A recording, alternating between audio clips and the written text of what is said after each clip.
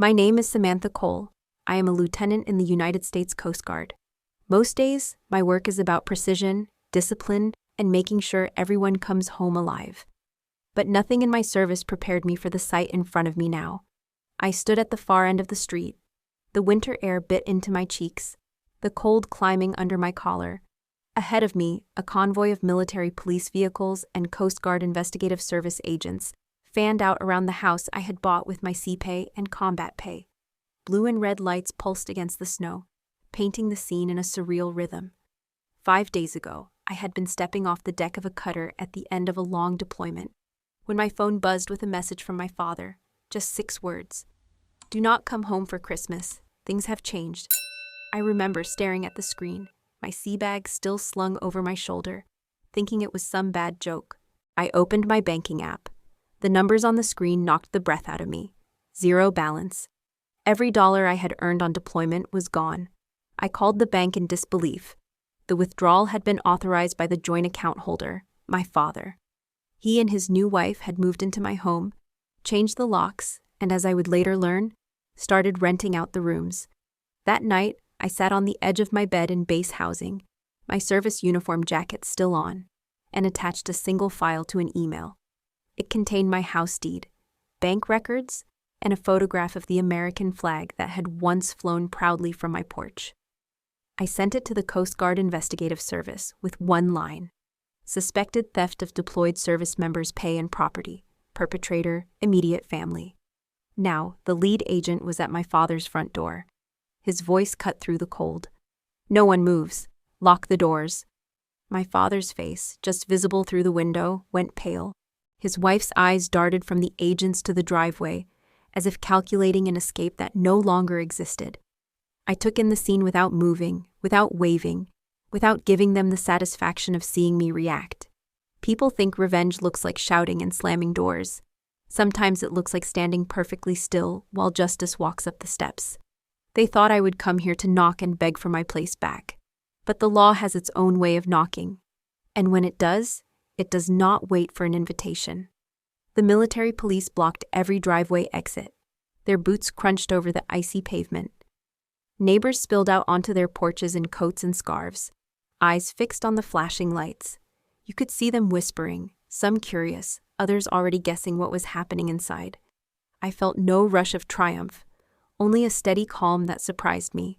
I had rehearsed anger in my head for days, but standing there, watching it unfold, all I felt was a clarity that was almost cold in itself. The lead CGIS agent signaled, and 2 uniformed MPs moved to the back of the property. The front door shut with a heavy thud. They were securing the interior. A week earlier, I had been on the aft deck of our cutter, radio in hand, trying to catch a signal strong enough to check messages. My father's text had come through in broken pixels at first, then fully formed. "Do not come home for Christmas. Things have changed." Back then, I had still believed the house was mine to come back to. I pictured the porch exactly as I left it, the swing, the wreath, and the American flag flying from the pole by the steps. That flag had been a promise to myself. When I came back, it would be the first thing I saw. When I returned in person, the swing was still there, but the wreath was gone. The flagpole was empty, stripped bare as if my place there had been erased along with it. My father's new wife had stood in the doorway, her body angled just enough to block my view inside. Standing on this street now, I kept my gaze fixed on that same porch. The absence of that flag had told me everything I needed to know before I even checked my account. I did not yet know every reason the CGIS team was here. That was part of the plan. Let the neighbors speculate. Let my father sweat through every second of those locked doors. A knock from me could have been ignored. A knock from the United States military could not. And inside, I knew the sound of that knock would echo in ways my father had never expected. I arrived home earlier than anyone expected, the December air sharp in my lungs as I turned onto my street.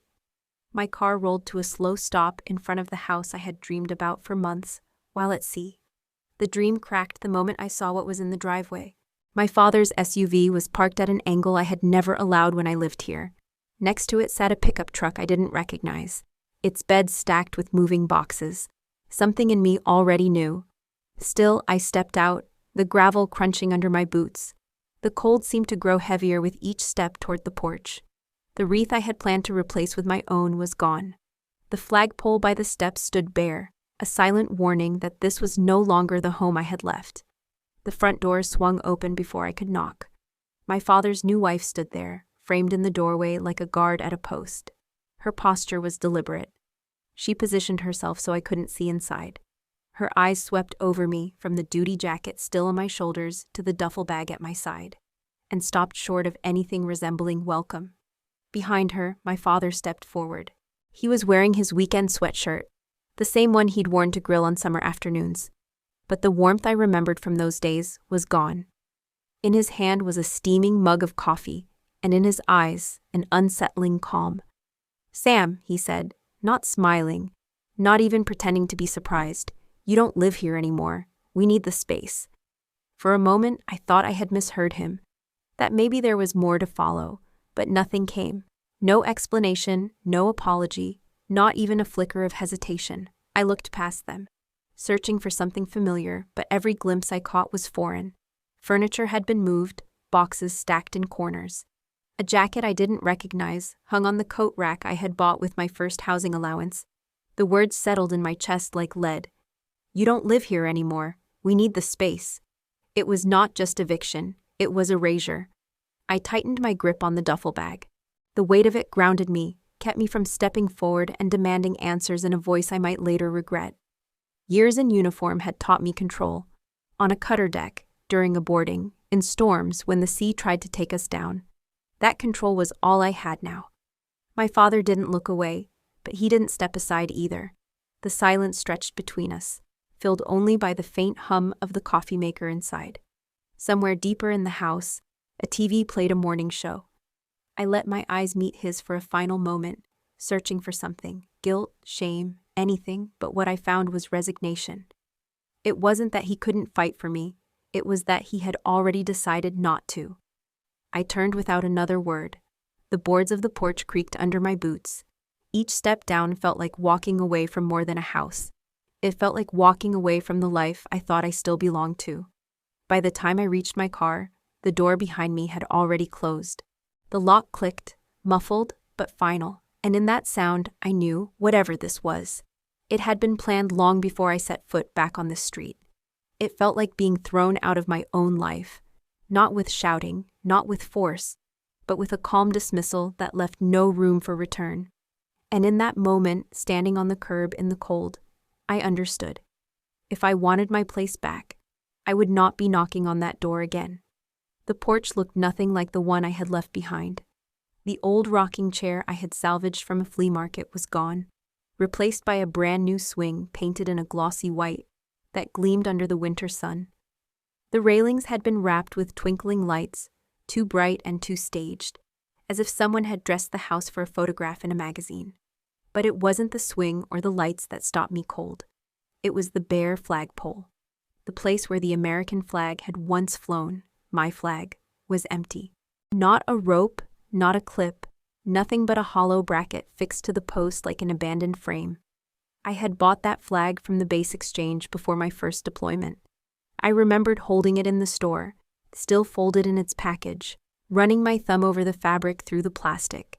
I told myself that one day, when I had my own home, that flag would fly from the front porch. It would tell anyone who passed by that someone inside had served, that the home had been earned. Before I shipped out this last time, I had taken the flag down, washed it by hand, and folded it in regulation triangle. The morning I left, I hung it again, letting it catch the light as I drove away. I liked to think it would be there waiting for me when I came back, like a silent promise kept. Now, that promise was gone. My father's wife shifted in the doorway, her hands gripping the edge of the frame. Her eyes moved slowly from my boots to my face, not lingering long enough to be friendly. "You've been gone a long time," she said, her voice flat, the kind of tone that leaves no room for argument. "Life has to move on." The words were as calculated as her posture. They weren't about time, they were about ownership, about who got to decide what stayed and what went. I glanced at the empty bracket on the post one last time. She must have noticed, because the corner of her mouth lifted, just slightly, not quite a smile. It was the kind of expression people wear when they think they've already won. I didn't answer. Years in uniform had taught me that silence can be more powerful than anything shouted. My father's wife didn't deserve the satisfaction of a reaction. I turned, walked down the steps, and crossed the small patch of lawn to where my car waited at the curb. In the passenger seat was the one thing I had brought with me from base housing, a black locked case containing every important financial document I owned. House deed copies, bank records, insurance papers, deployment orders. I had kept it separate from everything else, partly out of habit, partly out of instinct. As I slid into the driver's seat, I rested my hand on the case for a moment. It was heavier than it looked. Inside was the paper trail of my life, the kind of evidence that doesn't care about family ties or Christmas invitations. I started the engine, the vibration of it humming through my hands. In the rearview mirror, I saw the porch again. The swing moved slightly in the breeze. The empty flag bracket caught a glint of sunlight, like a reminder that something was missing, and that its absence would not be ignored. I pulled away from the curb without looking back again. The house was no longer my home, but I still carried the proof of what was mine. And I knew, with the same certainty I felt when the deck of the cutter pitched under my feet, that this wasn't over. The next morning, I drove across town to a narrow street, lined with brick buildings that had stood since before I was born. Halfway down the block sat a small coffee shop with a faded awning and a hand-painted sign that read, Harbor Brew. I had been there dozens of times before deployments, always with the same friend. Jake Harrington was behind the counter when I walked in.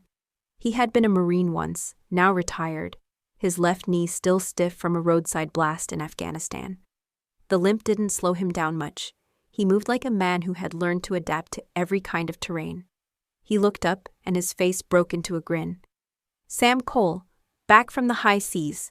I managed a smile, but it didn't hold.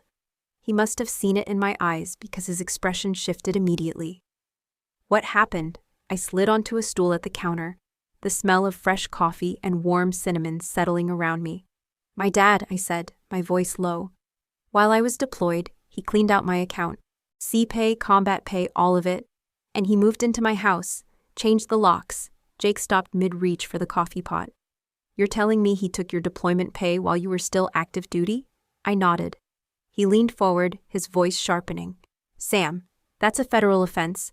Theft of a service member's pay while they're serving, especially combat or C-pay. That's not just wrong, it's criminal. And the law takes it seriously. Hearing him say it out loud put a weight to the situation I hadn't allowed myself to name. Until now, it had been personal, family betrayal, hurt pride. But Jake's tone reminded me that this was bigger than that. I wrapped my hands around the warm mug he set in front of me. So what do I do? Walk into the police station and file a report against my own father? Jake shook his head. Local police aren't who you need. You remember when you worked with that CGIS investigator? What was his name? O'Rourke? You said he handled that smuggling case out of Key West. I did remember. 2 years ago, I had been part of a boarding team that intercepted a fishing vessel off the Florida coast. Hidden under the ice and shrimp were crates of unregistered firearms. CGIS had taken over the case, and Special Agent Patrick O'Rourke had been the lead. He was sharp, methodical, and had a way of asking questions that made you want to tell him everything, even things you didn't think were relevant. I remembered standing on the pier with him after the bust, salt spray on my uniform, and him saying, if you ever need something looked into, you've got my number. Back then, I thought he was just being polite. Now, I realized he had meant it. Jake poured himself a coffee and leaned his elbows on the counter. CGIS has jurisdiction over crimes involving Coast Guard personnel. This isn't a civil dispute. It's financial exploitation of an active duty member. If anyone's going to take this seriously, it's them. I stared into the dark surface of my coffee. The idea of involving a federal investigator in something so personal made my stomach twist. But the memory of that bare flagpole, of my father's voice telling me I didn't live there anymore, hardened the hesitation. You think they'd actually move on it? I asked. Jake gave me a look that carried the weight of his own service years. If you hand them proof, they won't just move on it. They'll walk right up to that door and make sure everyone inside knows exactly what line they crossed. I took a slow breath. feeling the first stirrings of resolve.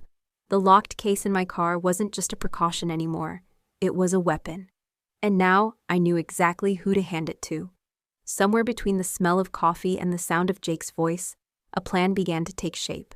That night, I sat at the small desk in my rented room, the glow from my laptop casting sharp shadows across the walls. Outside, the wind pushed against the windows, rattling them in their frames. I pulled the black locked case from under the bed and set it on the desk, the metal clasp clicking open like a gun being cocked. One by one, I laid out the documents. The house deed with my signature at the bottom, the bank statements showing every deposit from my CPay and combat pay, the withdrawal records that drained it all while I was on deployment, screenshots of my father's text message telling me not to come home for Christmas, and finally, the photograph I had taken that afternoon. My porch without the flag, the empty bracket catching the pale winter light. The photo hit me harder than I expected. It wasn't just a missing flag. It was the absence of the promise I had made to myself. That porch was supposed to be my welcome home, the proof that everything I had worked for was waiting when I returned. Seeing it stripped bare had been like finding my name erased from my own life. I organized the files in precise order, timeline first, supporting documents next, photographs last. Years in uniform had trained me to think like an investigator, make it easy for them to see the whole picture at a glance. When everything was in place, I opened a new email and typed in the address from my memory. Patrick O'Rourke, CGIS. I had held onto his contact for 2 years, never thinking I'd actually use it. Now, it felt like the only line I could throw myself. In the subject line, I typed, urgent, potential financial exploitation, active duty member. The body of the email was short. No emotion, no long explanations, just the facts they would need to move.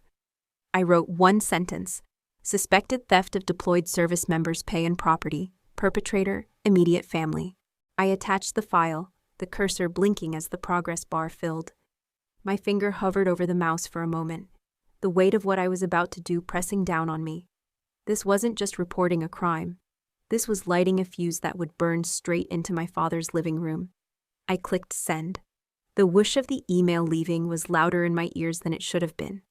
I leaned back in the chair, my pulse sharp in my neck.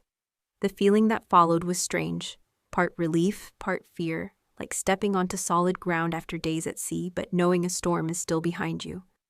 I closed the laptop and locked the case again, sliding it back under the bed. In the quiet that followed, I realized there was no turning back. The moment that file landed in their inbox, this stopped being just between me and my father. It became evidence in a federal investigation. Somewhere, maybe even before morning, an agent would open my email and start reading. And when they did, they'd see not just numbers and signatures, but a pattern. They'd see that this wasn't a misunderstanding or a family argument. It was deliberate, calculated, and done while I was serving my country. Lying in bed later, I stared at the ceiling and thought about the flag. About how, when the day came to hang it again, it would mean more than just reclaiming a porch. It would mean reclaiming my name, my place, and every piece of ground I'd fought for. The wind outside kept pushing at the windows, but I slept with the kind of resolve that comes only when you finally decided to stop standing outside the door and start knocking with the full weight of the law. 2 days after I sent the email, I got a call from a number I didn't recognize. When I answered, it was a calm, deliberate voice, introducing himself as Special Agent Patrick O'Rourke from the Coast Guard Investigative Service.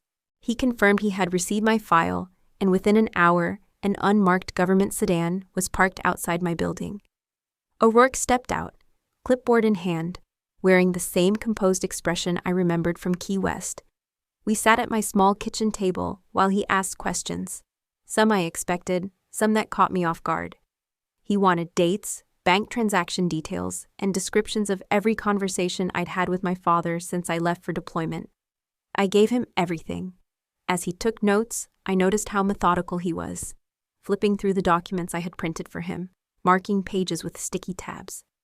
The more complete the picture, the faster we can move, he said. That afternoon, he visited the neighborhood. I didn't go with him, but I knew how small-town streets worked. Word would travel faster than any official report. By evening, I was getting text messages from people I hadn't spoken to in years. One of them was Mrs. Langley, who lived 2 houses down from mine. She'd always been friendly in the neighborly way, waving from her porch, bringing over extra zucchini bread in the summer. Her message read, "Saw a government car at your dad's today. Is everything all right?" When I didn't answer right away, she followed up with a voicemail. In it, she sounded almost hesitant. "Sam, I don't know what's going on, but I thought you should know. Your dad's been telling folks this is his house now. He's been throwing these little get-togethers, loud music, barbecue going in the middle of December. It's like he's celebrating something. I could picture it. The porch strung with lights, the swing creaking under the weight of guests, the smell of grilled meat mixing with the winter air, and him standing there with a drink in his hand, telling anyone who would listen about his new home." Later that night, another neighbor, Mark from across the street, sent me screenshots from Facebook. My father's wife had been posting almost daily, photos of the living room redecorated in a style that looked nothing like mine. Neutral tones, faux fur throws, oversized candles. Her captions made my jaw tighten. "Starting fresh in our forever home. A new chapter for our family." Not a single mention of me. No acknowledgement that the down payment, the mortgage, and every stick of furniture had been paid for with my service pay. To anyone scrolling through her page, the house had always been theirs. In one photo, I spotted a familiar detail, my bookshelf. Only now, the shelves were stripped of my worn paperbacks and filled with decorative glass vases. My books were probably in a box somewhere, shoved into a closet or sold off. Scrolling through those images on my phone in the dark, I realized that this wasn't just about money or property. It was about rewriting a narrative. They weren't just living in my house, they were erasing me from it. Every party, every staged photograph was a brick in the wall they were building to keep my name out of the story. O'Rourke called the next morning to confirm he'd spoken to multiple neighbors, each one giving similar accounts of the parties and the boasting. "They're not exactly keeping a low profile," he said. I could hear the faint sound of papers shuffling on his end, the deliberate tone of someone already connecting dots. I didn't need to ask what that meant. It meant the picture was becoming clear, and it wasn't just me who could see it now.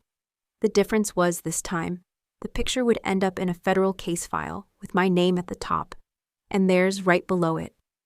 Every time I drove past my street, I felt the same pull, a sharp physical urge to turn the wheel, park right in front of the house, and march up those steps. I imagined pounding on the door, demanding to be let in, daring them to look me in the eye and say I didn't belong there. I could picture the scene too clearly, my father standing in the doorway, his wife hovering behind him, both of them scrambling to come up with the right words to justify what they had done. But each time the fantasy started to build, I forced myself to stop. I had already given CGIS the file. O'Rourke was working the case. If I let my emotions take over and walked up to that door, I could undo everything. One wrong move, a confrontation, a shouted word within earshot of the wrong person, and they would twist it into something it wasn't. I could almost hear their voices. "She's unstable. She's angry. We were just trying to live our lives." That wasn't going to happen, not this time. So instead, I drove past slowly, keeping my distance, my hands tight on the wheel. From the street, I could see pieces of what used to be mine.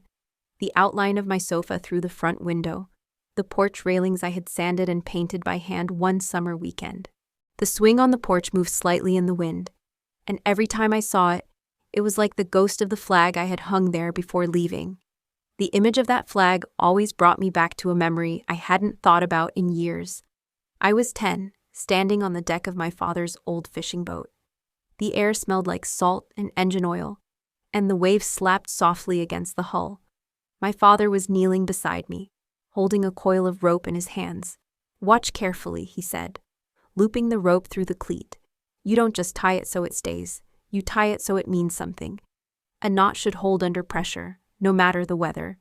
He had looked toward the bow then, where a small American flag fluttered from its mount. "Same with that," he said, pointing. "The flag's not just decoration. You put it where people can see it, so they remember to respect it. And you keep it high enough that nothing else overshadows it." I remember nodding, trying to mimic the knot he'd made, my small hands clumsy with the rope. Back then, I thought the lesson was about boats and flags. It took me years to realize it was about presence, about claiming space and not letting anyone diminish it. That was the man I had grown up with, the one who taught me how to stand straight, how to speak clearly, how to hold my ground. Somewhere between then and now, he had decided I didn't deserve the same space he once told me to claim. Holding on to that memory was painful, but it also kept me steady. It reminded me that I didn't need to storm up the steps to prove my point. The investigation was my knot, tied carefully, designed to hold under pressure, so I kept my distance. I didn't comment on their posts. I didn't respond to neighbors' gossip. I stayed quiet, even when the silence burned, because the longer I held back, the more they believed I had walked away. And the more they believed that, the less they would see the storm building just out of sight. I knew the day would come when someone else would knock on that door for me. And when it happened, it wouldn't be with raised voices or empty threats. It would be with the full weight of the law, exactly the way it needed to be. The call came after dawn. I was lacing my boots when the phone vibrated on the counter. Special Agent O'Rourke did not waste words. He confirmed 2 subpoenas, one to the bank and one to a property manager tied to my father's new friends. His voice stayed steady while he read his notes. The facts landed like cold water. Your pay was not only swept to cover household bills, he said. Large transfers were routed through a shell company, Sunrise Haulage LLC. The entity did not exist 6 months ago. It was formed 2 weeks after you deployed. I felt the lace bite my fingertips. What do they haul? I asked. Because my father does not own a truck. Containers, he answered. Short hops from the port to off-site storage. We are seeing cashier's checks drawn from your deposits. They match invoices labeled equipment fees and service surcharges. I tried to imagine my father inside a warehouse, counting other people's boxes as if they were his. O'Rourke kept going. There is more. Bills of lading list garden supplies. The weights do not match. An inspector flagged one container last month. It was released after a call from a private number linked to the same group. He paused, letting the air cool. Sam, this is beyond a family dispute. The room felt smaller. My breath came steady, clipped by training. I watched a shaft of winter light crawl across the laminate as he spoke. He asked if my father had ever talked about port work. He had not. He asked if any friends of his had trucking permits. I gave him 2 names from old barbecues, men who bragged about beating scales and knowing which gates looked the other way. What are you thinking? I asked, though I already knew. Illicit cargo, he said. Maybe counterfeit electronics, maybe parts that should never leave a bonded yard. Your funds were seed money. That triggers federal interest. I sat down. The chair legs scraped the floor. The sound felt louder than it should. Betrayal had been a house with my name missing from the mailbox. This was different. This was a map of decisions leading far past a porch without a flag. My father had not only taken what I earned, he had bet it on a network that lived in shadows. O'Rourke shifted into the measured cadence of a briefing. We will move discreetly. Do not approach the house. We are building probable cause on 3 prongs. Financial exploitation of an active duty member, fraud under false pretenses, and conspiracy related to smuggling. Keep your records secure. Expect follow-up questions. I said I understood. He exhaled once. I know this is personal. Keep doing what you have been doing. Stay calm. Let us carry the risk. He ended the call with a promise to update me within 48 hours. I set the phone down and stared at my hands. Salt and rope had toughened them over the years. The work had never scared me. What scared me now was the realization that the man who taught me to tie a knot that holds under weather had let go of every knot inside himself. He had begun to value shortcuts more than seams. The street outside was quiet. Frost clung to the edges of parked cars. I poured coffee and watched steam rise like a signal. In my head, I walked the sequence again. Deployment, message, empty account, empty flag bracket. Then a paper trail bending toward a warehouse. Each step rewrote the story. I was no longer fighting for one door. I was standing at the mouth of a corridor with federal locks on every turn. I wanted to drive past the house. I did not. I wanted to ask him why. I did not. The only thing I allowed myself was a promise. If he faced the truth, I would stand still and listen. If he ran from it, I would not chase. The law would. Either way, I would keep my bearing. That is what the uniform taught me. That is what the flag still meant, even when the pole stood bare. When the coffee cooled, I opened my notebook and wrote what I knew in tight lines. Dates, amounts, names, plate numbers, snippets of overheard boasts from those summer cookouts. I wrote one more line under all of it. Not a threat, not a prayer. A fact. This is no longer family. This is a crime now, undeniably so. I did not hear his voice. I only pieced it together from the pauses I had known all my life. You can tell a man's mind is loud when his hands move slower than usual. He had been laid off in late spring, months before my deployment. The letter from the shipping company was brief, almost cold. Position eliminated. He told no one outside the house. Bills began to stack in the drawer where he once kept fishing licenses. He sold the boat quietly, telling neighbors he didn't have time to use it anymore. The truth was that fuel and slip fees had turned into a kind of slow leak he could no longer plug. Then came the mortgage on the old place, still in his name, still chewing through what he had left in savings. The new wife, bright smile, quick laugh, expensive tastes, had friends who measured worth in vacations and remodels. He didn't want to be the man at the table who could only talk about coupons. One evening, over beers with an old port contact, someone mentioned an opportunity. Quick cash, no heavy lifting. Just let your name ride on a trucking permit. Handle a few invoices, keep your mouth shut. He hesitated. Then the friend asked how his daughter was doing. He said I was deployed again, somewhere hot. The man nodded slowly, as if that answered more than the question asked. That night, in the quiet of the kitchen, he looked at the unopened bank statement with my name on it. He had the password. I had never changed it from the one he set for me when I was 18. The first withdrawal was small, enough to test the water. When nothing happened, he took more. He told himself I would not need it right away. That combat pay was a cushion, not a lifeline. He told himself I was strong. That strength meant I could absorb a blow without staggering. He told himself families share burdens, even when one does not ask. But somewhere deeper, the place no one else could see, he knew this was not sharing. It was taking. It was rearranging the pieces on the board so that he could keep sitting where he wanted while someone else stood. He thought of calling me. He didn't. He thought of writing a note, just in case I came home early. He didn't. Words would make it real. When the first investment paid a little, he felt relief that was almost joy. The second time, the margin was thinner. The third, he was covering a shortfall with what was left of my account. By then, the port jobs had become bolder. Heavier loads, fewer questions.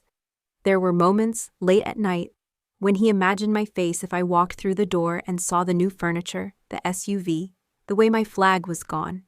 He would tell himself I'd understand. That my world was different now, that I'd seen worse than a man trying to keep his life from caving in. But he also knew there was a line he had crossed, the one he had warned me about when I was a kid and tempted to lie about breaking a window. Once you choose wrong, Sam, you don't get to decide the cost. The thought came and went like a tide, sometimes gentle, sometimes pulling hard enough to make him grip the counter. He would shake it off, pour another coffee, tell himself the plan was temporary. One good season, one good run, and he'd set it right. Only, in the quiet corners of his mind, he had already admitted the truth. There is no such thing as temporary when the thing you risk is trust. And trust, once broken, does not wait by the door for you to bring it back. The morning air bit at my cheeks as I stood at the far end of the street, hands tucked deep into the pockets of my field jacket. I knew this view would be burned into my memory for the rest of my life. The black SUVs rolled in first, their windows dark, engines idling low and steady. Then came the white military police vans, their doors sliding open with a precision that spoke of long practice. CGIS agents stepped out, heavy vests tight across their chests, radios clipped high on their shoulders. Positions, I heard someone say into a mic. In less than 30 seconds, the entire block was a controlled perimeter. Yellow tactical gloves signaled. Footsteps fell into rhythm on the pavement. The lead agent, a tall woman with her hair pulled back into a no-nonsense knot, strode to the porch. Her voice cut through the cold like a blade. No one moves. Lock the doors. It wasn't a request. It was the sound of authority hitting its mark. From where I stood, I could see my father freeze mid-step. The coffee mug in his hand tilted just enough for a thin brown line to drip down the side. His wife, my stepmother, stood behind him in the doorway, her painted nails gripping the frame as if it could hold her upright. Neighbors were already gathering, pulling jackets tight, their conversations dropping to whispers. The woman from across the street, the one who always waved at me when I came home in uniform, kept her eyes fixed on the scene, her lips pressed into a straight, bloodless line. One CGIS agent peeled off from the group and moved toward the driveway, glancing at the SUV parked there, my father's, and the silver pickup I didn't recognize. Another pair went to the back, their boots crunching over frost-coated grass. Every motion was deliberate. No one was rushing, they didn't need to. I kept my distance. This wasn't my show to run. I had already done my part, long before the first tire rolled into this neighborhood. Inside the house, shapes moved past the windows. One agent leaned in through the open front door, speaking in a tone low enough that I couldn't make out the words. My father nodded once, slow, as though each movement carried weight. And yet, I knew him well enough to read the set of his jaw, the tightness at the corners of his mouth. He wasn't confused. He knew exactly why they were here. The same way I knew the file I had sent was now somewhere in an evidence bag, printed, stamped, and logged. The stepmother's eyes flicked to the street. They landed on me for a fraction of a second, and her face shifted. Recognition, disbelief, and something sharper I couldn't quite name. Then she looked away. The flagpole bracket I had installed on the porch was still there, empty. A pale outline marked where the base of the flag had once shielded the wood from the sun. For a heartbeat, that small, silent absence felt louder than the agent's commands. "Perimeter secure," someone reported over the radio. The lead agent stepped back, scanning the porch, the vehicles, the street. Her gaze followed the line of sight that connected me to the house. She didn't say my name, but she didn't need to. I gave her a nod. She returned it, brief, professional, before turning back to her team. From where I stood, it looked as if my father's world had shrunk to the size of that porch. The street, the neighbors, the agents. They weren't background noise anymore. They were the reality pressing in from all sides. I didn't feel triumph. I didn't feel pity either. What I felt was a kind of steady, controlled certainty. The same I'd had on operations overseas when the plan was unfolding exactly as rehearsed. They thought I would come home, knock on the door, and plead for what was mine. But the law has its own way of knocking, and when it does, it doesn't wait for you to open. The front door stood wide open now, the cold wind slipping past the agents as they moved in and out with quiet efficiency. A CGIS officer stepped onto the porch, holding a thick folder in one hand and a clipboard in the other. She spoke directly to my father, her voice carrying just enough to reach where I stood. "Mr. Cole, this is a search warrant. We will be seizing documents related to financial transactions, property transfers, and any lease agreements connected to this address."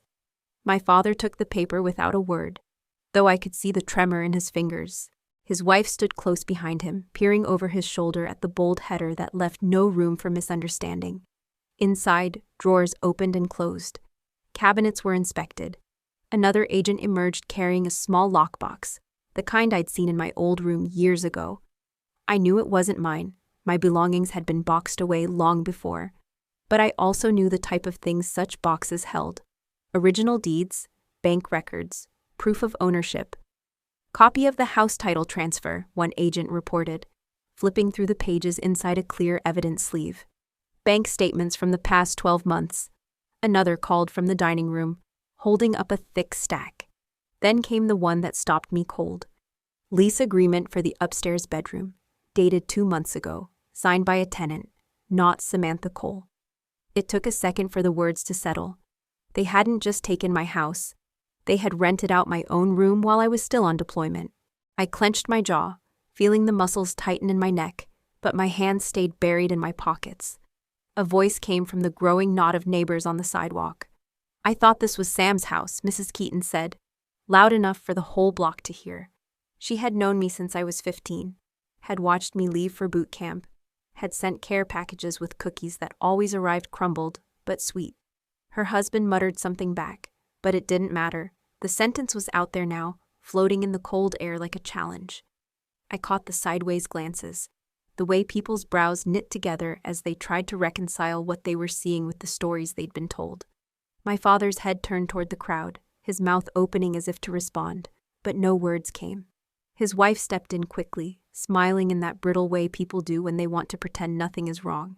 "Misunderstanding," she said, waving a hand toward the agents as though they were some kind of overzealous home inspectors. But the agents kept working, their gloved hands sorting through paperwork, with the patience of people who knew they had all the time they needed. The lead agent reappeared on the porch, jotting something down on her clipboard before tucking the search warrant into a plastic sleeve. She made eye contact with me briefly, a silent confirmation that the paper trail was exactly what they had expected to find. From the porch, I could hear the sound of tape being peeled and smoothed over cardboard evidence boxes. Each sealed container that came out felt like a brick being pried from the wall of the life they had tried to build without me, and at my expense. Mrs. Keaton's words kept echoing in my head. I thought this was Sam's house. It was more than a question. It was a crack in the image my father had worked so hard to present to this neighborhood. And cracks have a way of spreading. I didn't step forward. I didn't explain. This wasn't the time for my voice. It was the time for the facts to speak. And the facts were now in the custody of the United States government. 2 months later, I got the message through Jake. "Your dad wants to meet," he said, his voice neutral, as if testing the air. We agreed on a diner off the interstate, neutral ground. I arrived early, slid into a booth with my back to the wall, and ordered black coffee. Outside, winter had dulled into that pale, lingering cold that seeps into your bones. I wrapped my hands around the cup for warmth, even though the heat barely touched me. When my father walked in, it took me a second to recognize him. The tailored jackets, the pressed collars, gone. His coat was frayed at the cuffs, his shoulders rounded as if under invisible weight. He spotted me and hesitated just long enough for me to notice before walking over. "Sam," he said, voice quieter than I remembered. I nodded toward the seat across from me. He sat down without taking off his coat, eyes flicking to the coffee pot but not asking for any. His hands rested on the table, fingers laced tightly, knuckles white. "I lost the job," he began.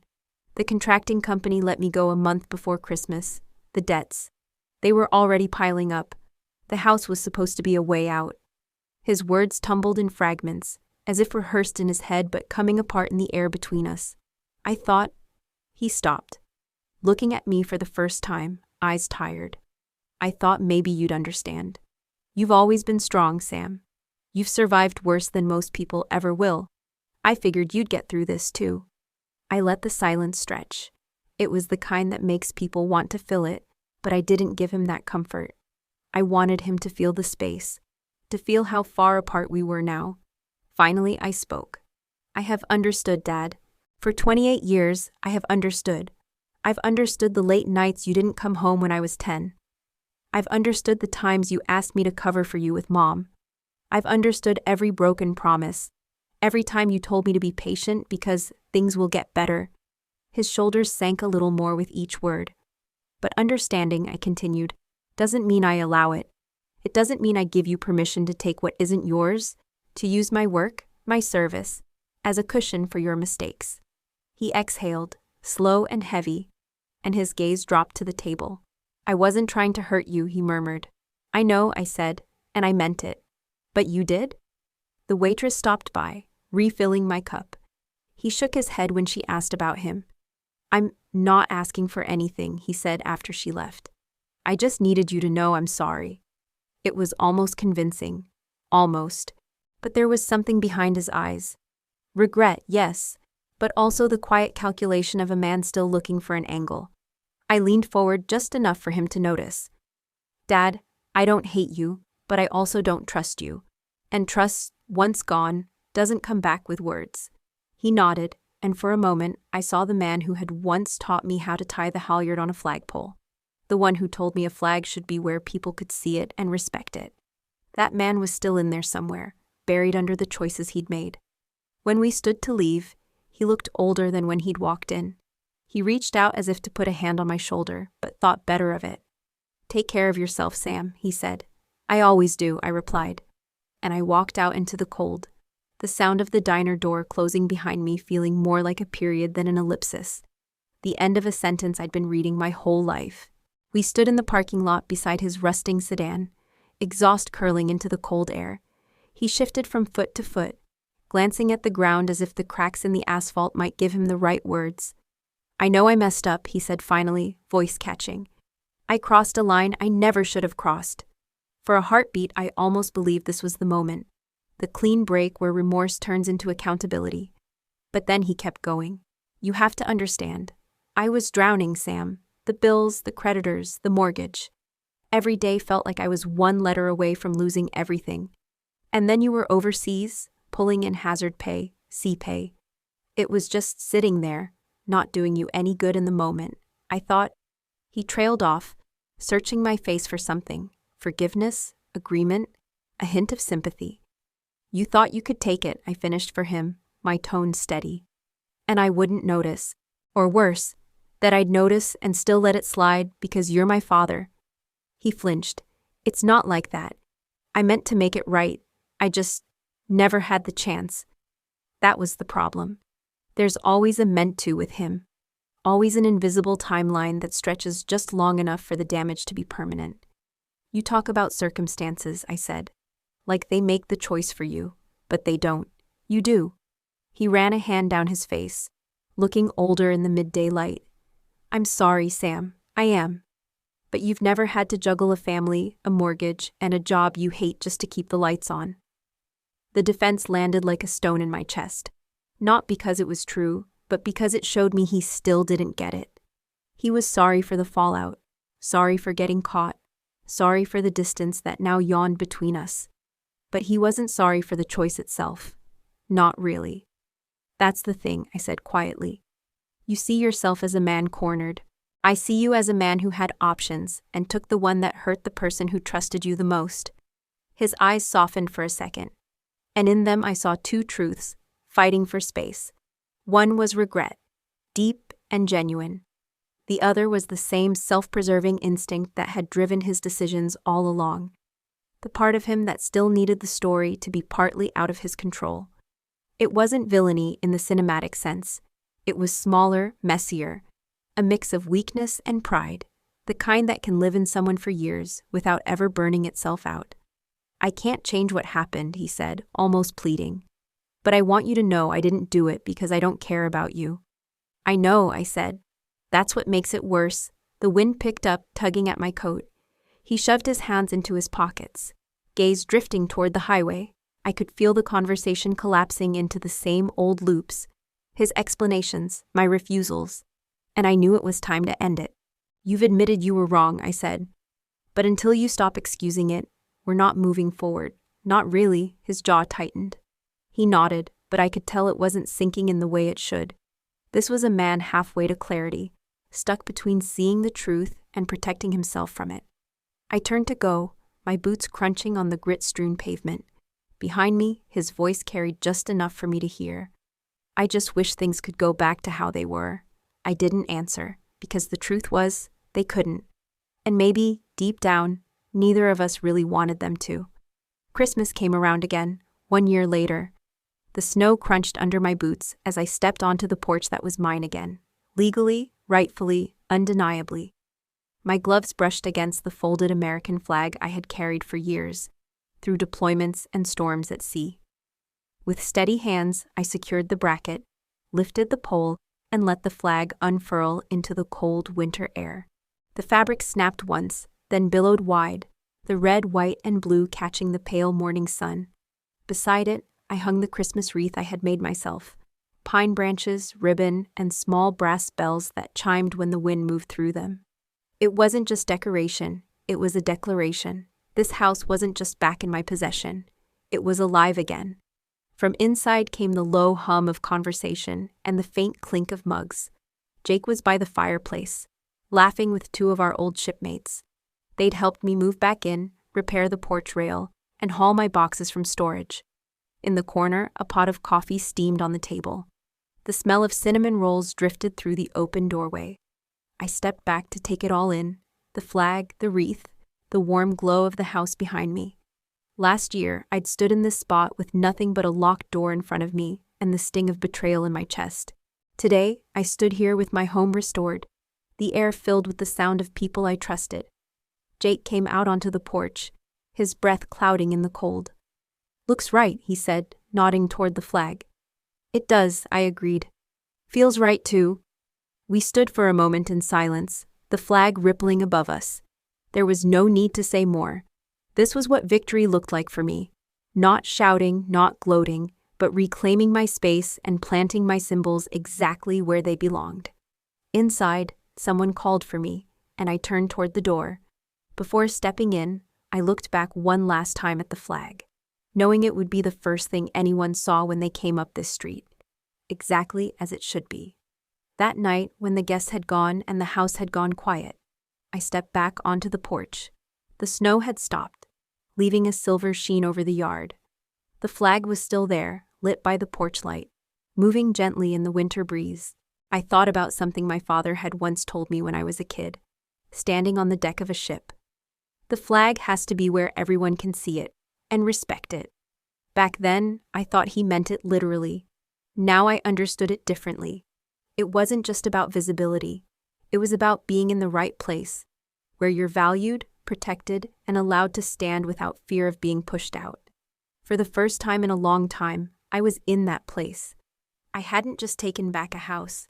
I had reclaimed my presence, my right to exist without apology, without someone else deciding I didn't belong. That was something no one could take from me again. I took a slow breath, the air cold in my lungs, and let my eyes linger on the flag. Before we say goodbye, I'd love to know, where are you watching from? Is it a quiet morning with a warm cup of coffee, or a late night where stories like this keep you company? Let me know in the comments. I read everyone with gratitude. And if this story touched your heart, consider subscribing to the channel, not just to hear more stories like this, but to be part of a community that still believes in kindness, healing, and second chances. Thank you for spending your time with me today. Wherever you are, I hope you carry this story with you. And remember, sometimes the miracle doesn't knock on your door. It waits quietly until you're ready to open your heart. Take care. I'll see you in the next story.